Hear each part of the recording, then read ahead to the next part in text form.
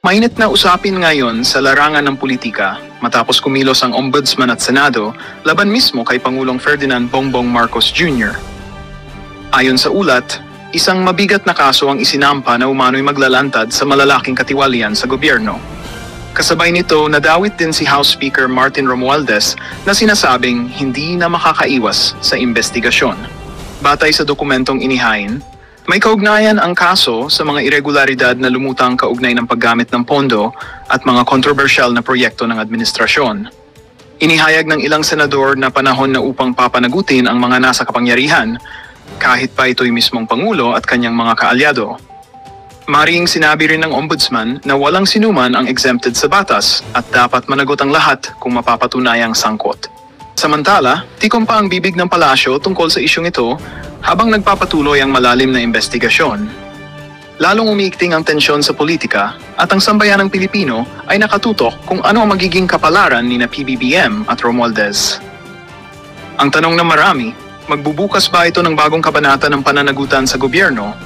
Abangan ang susunod na mga hakbang ng Senado at Ombudsman.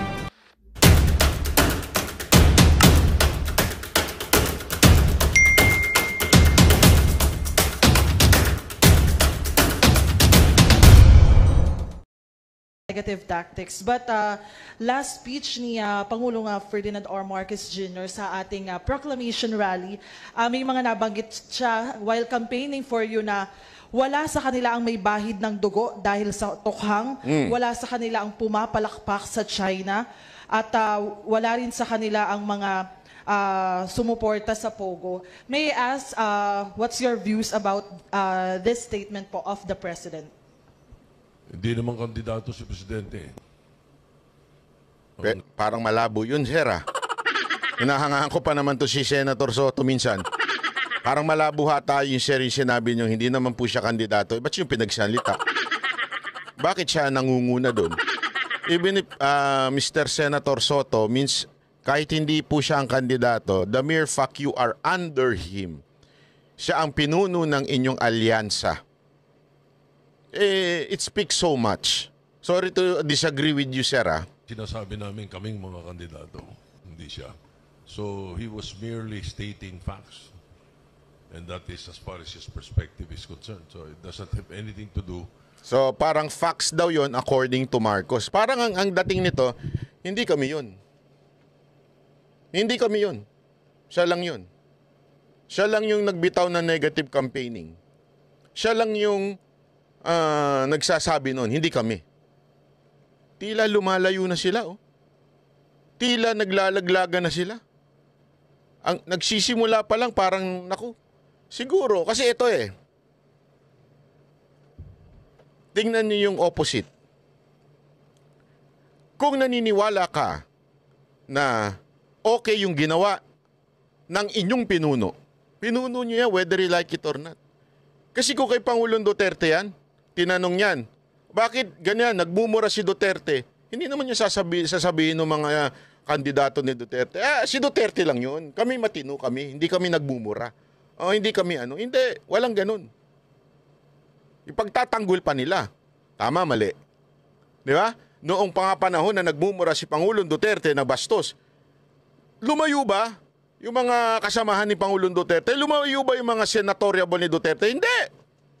Ipinagtanggol si Pangulong Duterte. Ipinagtanggol ang mga sinabi niya. Hindi lumayo. Ba't tila ata dito, lumalayo kayo, sir? Parang sinasabi niyo, hindi naman siya yung kandidato. Kami naman yung kandidato. Hindi naman kami involved sa negative. Siya yun. Kami hindi. Parang ganun So it's simply, kung analogy ang ating titignan, para mong sinabi na siya lang yun. Yung negative campaign, siya lang gumawa nun. Out kami dyan. Hindi kami gagawa ng ganun. So, inilalayo niyo yung sarili niyo doon sa inyong pinuno. Ako'y nagtatanong lang, sir, Tanong lang po ito. Doon sa sinasabi sa amin ng aming campaign manager na walang siraan o walang ano. Kaming mga kandidato yun. How about others lang po? So ako, ang realization ko dito, ang aking opinion dito, alam nila na mali yung ginawa ni Marcos. Alam nila na mali yung ginawa ng kanilang pinuno, kaya medyo lumalayo sila ng konti dun sa issue. Di ba? Maniwala kayo sa akin sa hindi. Hindi nyo maiiwasan to eh. Mahirap ipaliwanag ito. Kaya nga ako, kung sino man yung bumubulong kay Marcos, wag nyong, ewan ko kung ginagago nyo si Marcos dahil may ibang gustong umupo. Alam naman natin kung sino yun. Hindi ko na kailangan espelingin ng pangalan no, mahaba-haba eh. Di ba? Mr. President, mag-ingat ka sa mga nakapaligid sa'yo kahit ka mag-anak mo. Baka mamaya pag ginawa mong Vice President yan, bigla kang ilaglag niyan. Di ba? At pag niilaglag ka niya, mabagok ka, delicates. Kaya ingat ka. Ako, ito, payong ano to, mag-ingat kayo dyan. Kaya, ito sabi ko nga sa inyo, mas concerned pa ako kaysa dun sa mga tarantadong loyalista eh. Bakit? Yung mga tarantadong loyalista at mga vlogger na tanso, nabayaran na yan eh. Nabayaran na yan at iba na pinagtatanggol yan, hindi naman na si Marcos eh. Pansinin ninyo, ang pinagtatanggulan niya iba. Alatang bayad eh. Di ba? Ako nga concern ako eh. Concern ako kay Marcos at sinasabi kong, sir, huwag kayo makikinig sa mga nakapaligid sa inyo. Sablay. Ano pa sinasabi ko? Mag-ingat kayo. Baka mamaya yung gagawin yung Vice President, yan ang maglaglag sa inyo. At ayaw kong maging presidente yun. Tiisin ko na yung 6 na taon ninyo kaysa doon sa walang yang yun. Na hindi, ako mas concerned pa ako dyan sa mga bayarang vlogger dyan eh. Na mga tanso vlogger. Kasi iba na amo niyan. Kunwari lang niya Marcos pero iba na amo niyan. Iba na, maniwala kay sa akin. Sige po. Well, tama si Tito Sen. Tingnan mo na. Pati si Erwin Tulfo, tama si Tito Sen. Iba si Marcos, iba kami. Laglagan na yung aga pa. Kasi simula pa lang ng kampanya, naglalaglagan na kayo. Kakahiya. Kaya tuloy, ang bansag sa inyo, Team Sinusuka. Team Suka at Team Sinusuka. Saan kayo? Ilagay niyo yung comment nyo dyan ha. Gusto kong malaman kung kanino kayo. Sa Team Suka, yung mga bumibili ng suka nun, gumagawa ng suka nun. Nandyan sa speech yan ng mga taga-PDP. Di ba? Gumagawa si Bato, gumawa ng nagbebenta at gumagawa ng suka. Si Pastor Kibuloy, gumawa din ng suka at nagbebenta rin yung kanyang grupo. Nandyan yung mga Team Suka. Kanino kayo? Team Suka o Team Sinusuka? Bagamat siya po ay Pangulo natin, pero hindi po siya ang kandidato. So, meron po siyang idea, may opinion. Nag-usap-usap na po itong alyansa na we will stay away from negative campaigning. Ang sakit sabihin nun. Yari kayo. Yari kayo. Yari kayo doon sa sumulat. Mantakin mo. Hindi nyo man lang dinipensahan yung pinuno ninyo. Pwede nyo naman depensa na that is not a negative campaigning. O, diba? Pwedeng ganyan. That is just the truth that we all stand together. Pwedeng ganun eh. Kasi ang problema ko sa inyo, mga sir, mga ma'am, ayaw ninyong tumayo at natatakot kayong malaglag. That's the truth. Kaya nag-iingat kayo sa mga sinasabi ninyo because it's time for campaign. So natatakot kayo na magkalaglagan. Kaya bilib na bilib ako doon sa, kanina umatin po ako doon sa PDP proclamation. Bilib na bilib po ako sa bawat kandidato na naandoon. Alam naman natin kung gaano, hindi ba sinasabi nga ni VP Sara Duterte, sabi niya na hindi pa ako sure kung mangangampanya ako, baka hindi lang makabuti dito sa mga senador ng PDP o ng mga Duterte. Pero alam mo, Ma'am VP Sara Duterte, hanga ako sa mga PDP senators and Duterte senators. Kasi they stood their ground. OS, bahala na kayo umintindi. Hindi, tumayo sila dun sa kanilang prinsipyo. Diba? Tumayo sila dun sa prinsipyo nila at sinasabi nilang, basta Duterte kami. Kaya nga ang sigaw doon, Pilipinas, Duterte pa rin. Hindi sila yung natatakot, na nasabihin na sila yung maka-Duterte. Walang ganun. Diba? Ako nagulat din ako. Ito personally, nagulat ako. Kasi dun sa iba, expected ko ng mga maka-Duterte. Diba? From Bato, Bongo, Pastor Kibuloy, and the others. Sila Atty. Jimmy Bondoc. Alam ko ng maka-Duterte. Pero nagulat ako dun sa interview ni Atty. Vic Rodriguez. Nung tinanong siya, ano yung nagagamit mong emoticon? Alam mo, nagulat ako. Akala ko kasi sasabihin niya, smiling face, o kaya heart. Sabi niya, gumanon siya. That is so risky in the part of Atty. Vic Rodriguez kasi alam naman natin, malapit siya sa mga Marcos. But still, doing that is very risky for him as a candidate. Pero tumayo ho siya. Kaya talaga masasabi mo, maisog etong si Atty. Vic Rodriguez. Maisog talaga. And each one of them, talagang, hindi, wag na tayo magpaligoy-ligoy. Duterte kami. That's what we want. Duterte, brand of leadership. Wala na yung paligoy-ligoy pa. Iba si Marcos, iba kami. Hindi kami katulad ni iba yung ginagawa ni Marcos na negative campaigning, iba kami. Dito, nangangampanya pa lang, ganyan na kagad ng tabas sa mga dila ng mga support ng mga senator ni Marcos. Ang gagawin na lang po namin, siguro lahat naman ho kami ng mga kasama ko rito, we will just base it on our performance. Hindi po namin babanatan yung kabila, kundi ilalatag lang ho namin yung mga nagawa. Kumpiyansa po ako na itong mga kasama ko ho ngayon. Sir, ano ho yung nagawa ninyo? Sorry Eto, kaibigan pa naman ito. Hindi kasi kaibigan po. Dati yung Duterte ito. Kaibigan ho nila Mocha ito. Madalas intervene si Mocha nito. Sir, ano po nagawa ninyo? Yung ayuda? Okay. I agree naman. I agree. May nagawa siyang ayuda. Ako naniniwala ko na malaki ang naidulot niyang ayuda. Kaya lang, sir, I disagree doon sa ayuda. Hindi kailangan ng bawat Pilipino ang ayuda. Ang kailangan ng bawat Pilipino ay matinong trabaho. When I say matinong trabaho, patas na sahod sa probinsya at sa Maynila. Matinong trabaho, ito'y sapat para bumuhay ng at least 4 members of the family. Matinong trabaho. Hindi ho ayuda ang kailangan natin.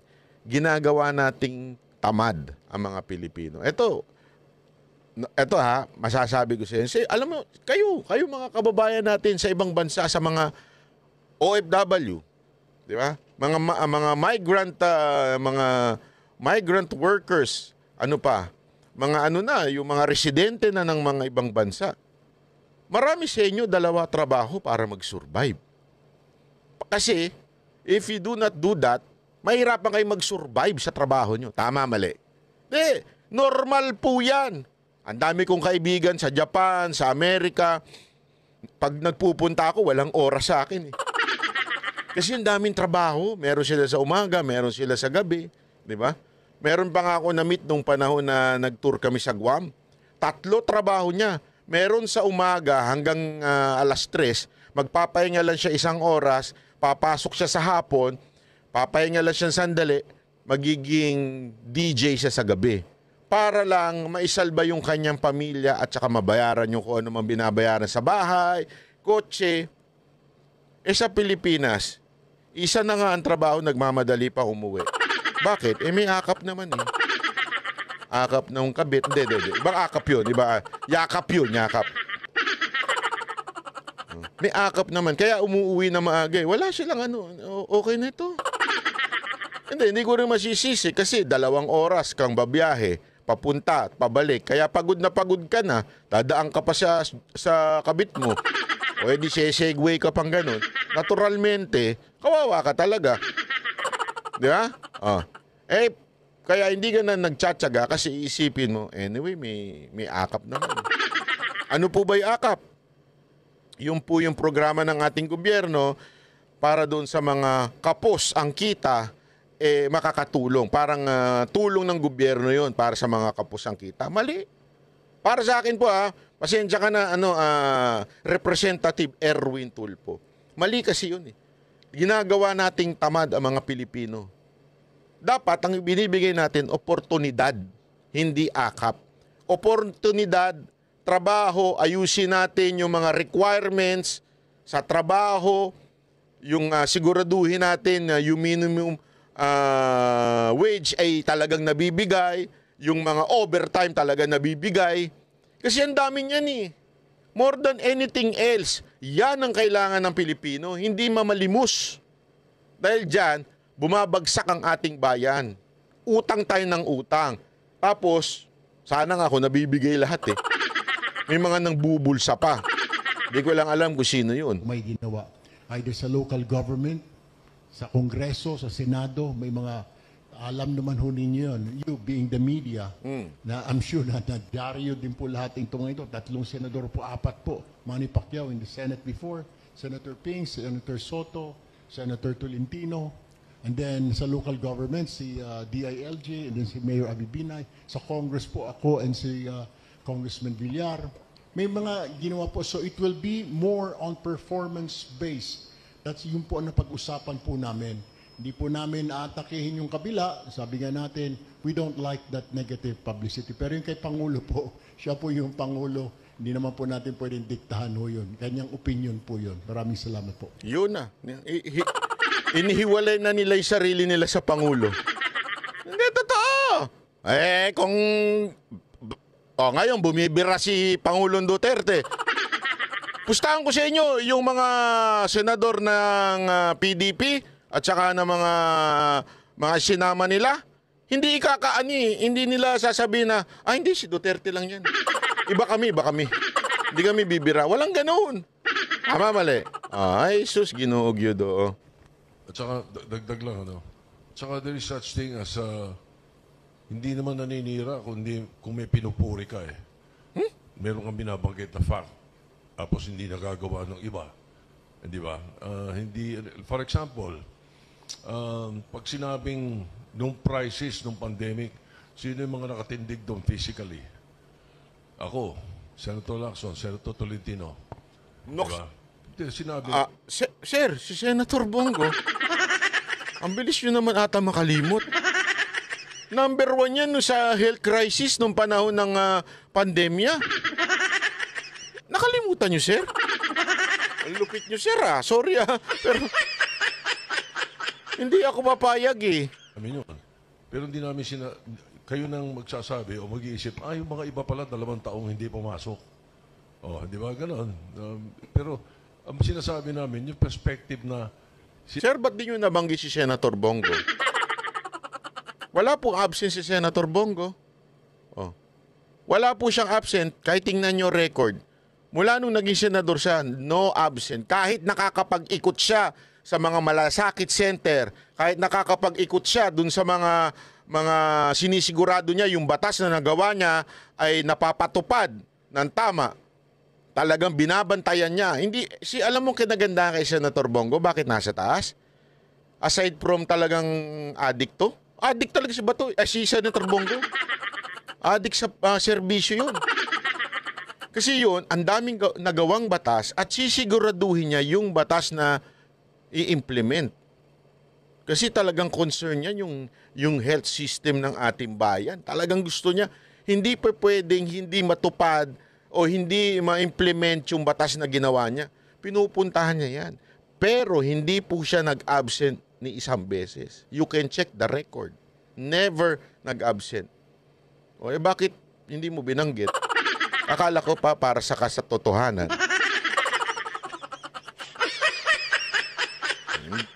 Banat ba? Hindi naman sila kakasama yun. I understand. Okay? I understand. Kaya hindi mo nabanggit kasi hindi naman mo kasama yun dyan sa partido mo. But the point is this. Do not justify na kayo, trabaho ang magagawa ninyo. Kasi kung kayo nagawa nyo, nagawa rin ng mga taga-PDP yun. Si Bato, nagawa din niya yan. As a matter of fact, sabi nga ng mga tao, without Senator Bato, okay, during the time of PRRD, malamang sa malamang, hindi naging matagumpay ang laban sa droga, o yung war on drugs. Hindi ho magiging matagumpay. and yung peace and order hindi yung magiging matagumpay noong panahon ni Pangulong Duterte without Senator Bato. So ibig lamang pong sabihin, yung pagbo-boast ninyo na hindi kasi marami kaming nagawa, yun naman ang ano doon, at we will not go into negative campaigning. It's not enough proof to convince people na you should be voted. Dahil there are more candidates right now in PDP na talagang mas nagtrabaho, mas talagang nagsipag. Meron niya isa sa PDP. Hindi pa senador, mas marami pang nagawa sa inyo. Sorry to say, mas marami natulungan. Hindi pa ho ito opisyal. I-double check nyo mga nagawa ni Pastor Kibuloy. I-double check nyo, kayo mismo mag-check. Di ba? Kaya nga ang dami nagpapapicture sa kanya mga kandidato. Bakit? Dumami sila ng ganung kadami. Tapos sobrang effective ng kanilang church. Ayun ang yun ang tunay na record, ika nga. Binubuhat ni Presidente yung mga kandidato. Ganon yun eh. Kaya lang may tinatamaan. Dahil, ika nga pag meron ka inangat, may tatamaan kahit paano. Parang ganon lang yung perspective niya. Pag meron ka inangat, may apakan ka. Kunti ka na siya madulas doon. Okay lang yan, okay lang yan. Alam mo, eto hanga ko dito kay Senator Soto. Honestly, ako, aminin ko sa inyo, hanga ko dito sa logic nito pagka mga ibang bagay. Hanga ako dito. Kaya lang ang hirap ipagtanggol, sir, pag alam nyo sablay, no? Kita nyo, hirap na hirap silang ipagtanggol ngayon. Alam nila kasing sablay eh. Sablay yung gumawa ng speech na yon. Sablay talaga. Kaya tuloy, hirap na hirap silang i-justify ngayon. As I said, hindi siya kandidato. Sige po, Secretary Abalos din, Senator Pacquiao po. Ay, sorry. Okay. Well, let's look at it sa buong konteksto. Huwag muna yung isang parte lang. If I will recall it right, nagsimula ang ating Pangulo, pinupuri niya ang kakayahan ng bawat isa. 12 po kami at ang aming tema ay dalahan. Ba't gumaganon yung niya? Hindi, ako, baka may sira yung camera. Parang yan, alam niyo yung jelly effect. Yung kasi mahilig po ako sa sa technology. Yun yung problema ng iPad Mini, yung iPad Mini 6. Yung 7 na solusyonan na daw. Yung pag ginaganon mo, parang ang tawag doon jelly effect. Parang may jelly effect yung niya, nung pananalita niya. Ako nagtatanong lang baka sira yung camera. Sinabi ng ating Pangulo, may mga re-electionista senador, may mga congressman na magkakasama, may mga abogado, may mga kababaihan. Pinuri niya ng pinuri. At nung sinabi niya na wala man dito sa mga ito, sa China, di man kami magiging ng China, well, for me, hindi naman masama na sabihin mo yun. No? It's not negative. As if you're going to look at that, dahil lahat naman talaga kami, we are for Philippines. Ito talaga ang umangkla kay Marcos. Yung dalawa medyo lumayo-layo na eh. Ito, umaangkla. Kasi hindi naman ito makikilala kung hindi dahil sa administrasyon ni Marcos eh. As a matter of fact, di nga ito mananalo eh. Hindi ito mananalo pag hindi siya humingi ng makinarya galing sa administrasyon. Alam niyo na ibig sabihin ko ng makinarya. Pag wala itong makinarya, malabong manalo ito si Abalos. Wala namang nagawa ito maayos eh. Yan ang totoo.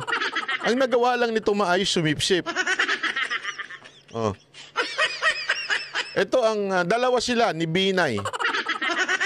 Si Abby Binay at saka ito, parehong dalawang sumipsip eh. Kaya kung ako sa inyo mga kababayan, instead na si Abby Binay at saka ito iboto ninyo, pumili na lang kayo sa PDP yung mga talagang straight nyo na lang yung PDP. O, lalo na si Bato, tulungan natin si Bato kasi tila nilalaglag na itong huling survey. Mukhang nilalaglag siya, talaga nilalagay siya dun sa dulo eh. Para talagang isipin, mind conditioning ba, wala na, matatalo na yan kasi si Bato kasi ang talagang dumidiin sa Duterte eh. Itong mga nakaraan din, siya talaga yung pumalag eh, di ba? Kaya tuloy siguro, yun ang inilalaglag nila sa mga survey. Kaysa na ito at saka si Binay, wag na yan. Di ba? Si Bato na lang tayo, tsaka yung iba pang mga kasamahan sa PDP. sovereignty. Hindi ba? And none of us are against extrajudicial killing. No, so I don't see anything wrong with that, no, sa pagkasabi ng ating Pangulo. Let's look at yung konteksto ng pagkabuo, no? Sana yun po ang tingnan natin. Okay? Salamat po. Kung ako po, no, mahilig ako mag-analyze, no? And I'd like to stretch my imagination a bit further. Alam nyo, yung Pangulo, may access to sa lahat ng information. So I'd like to think na mayroong pinanggagalingan yung kanyang passion do sa kanyang speech para magbigay ng pitch sa kanyang mga kandidato. No? I'm going to speculate. No? Posibleng may mga information na kung saan medyo extreme ito. Huwag nyo itong, sabi ko nga, speculation ito. Baka naman merong mga seryosyong threat, security threat, hindi lamang sa kanyang administration, kundi sa kanyang sariling buhay. Kaya minsan kasi pagka tayo nadadala ng Ano to? Nadamay na ba ito ni Sangkay?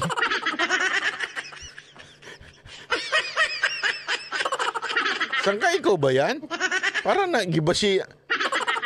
Ang politika talaga sa Pilipinas, babaguhin ka, no? Dati magaling mag-analyze to. Logical na tao to. Ngayon, may gustong pumatay sa kanya. May threat sa kanya. Kaya niya sinasabi ito.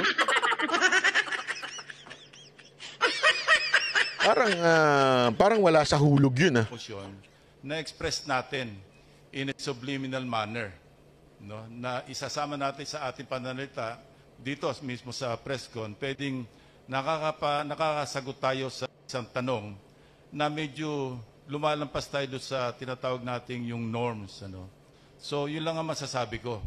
As I mentioned earlier, and hindi naman tayo privy doon sa mga posibleng dahilan o information na nakakalap ng Pangulo ng Pilipinas. Kasi unlimited, yung kanyang information. Unlike us, no, laymen, and possibly yung mga tulad ni Senator Tol na naupo sa Senado. At yung Hirap na hirap sila ipaliwanag. Ay, nako. Huwag na kasi kayo magpaliwanag. Sabihin nyo na lang ang simpleng bagay. Mali yung nagbigay ng speech sa kanya. Kaya syempre, di naman nila pwedeng sabihin yun. Baka bukas na bukas, sibak sila dyan sa partido. Huwag nyo na ipaliwanag. Hindi nyo mailusot Hindi nyo talaga mailusot. Nasisira pa yung credibility ninyo. Congressman, hindi rin nila abot yung mga malalalim ng mga information na pwedeng pumasok sa ang information do sa kaalaman ng ating Pangulo. So yun lang masasabi ko. Kaya I'd like to stretch my understanding by analyzing kung bakit ganon ang tono ng kanyang speech. Yun lang po masasabi ko. Yes, Senator Pacquiao. Ito na. Yari na. Hoy, huwag ka naman grabe to si Abby Binay naman, nasa telebisyon ako. Ano ginagawa mo dyan? Pakadugyot naman, Huwag naman gayaan. Hindi naman siguro atake yun. Para sa akin, hindi naman siguro atake yung sinabi ni Presidente, kundi sinasabi lang niya yung background, lahat ng mga kandidato, yung line-up niya. And also, gusto ko lang sabihin sa lahat na yung mga kandidato na mahilig mang-away o tumatakbo, mahilig mang-atake, siguro, hindi siya tumatakbo para sa bayan, kundi tumatakbo siya para sa...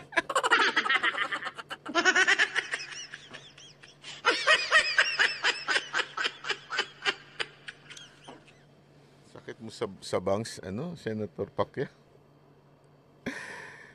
Yung mga umaatake. Ganun nga yung ginawa ni Marcos. Tapos sasabihin mo yung mga umaatake siguro hindi siya para sa bayan. Pambihira ka naman. Ayoko na sa Earth! Ayoko na sa Earth, Senator Manny Pacquiao! Senator Manny, ako may tanong lang ako sa iyo, ha? Bumibili ka ba ng suka? Meron ka kasing May commercial ka na bumibili ka ng suka, Kanyang pamilya. Kasi pinipersonal mo.